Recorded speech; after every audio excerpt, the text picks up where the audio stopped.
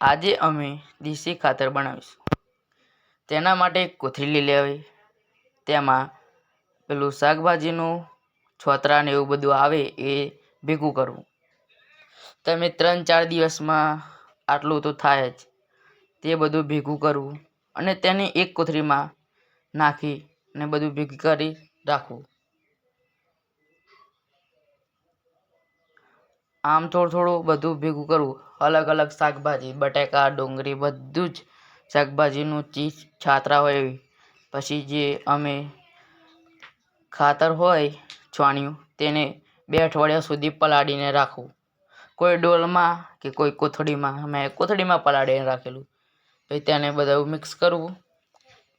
છાણિયું ખાતરમાં કશાકમાં લઈને પછી તેને જે આપણે હતું જે છાણિયું તેને પેલા શાકભાજીના છાતરા એ બધું તે કોથળીમાં આપણા ભેગું કરીશું. આમ થોડું બધું ભેળવીશું. થોડું અને પછી આ બધું જ થોડું નાખવાનું. આમ મિક્સ થઈ જાય પછી આમ કંઈક રાખી દેવું અને તમારે 30 થી 40 દિવસમાં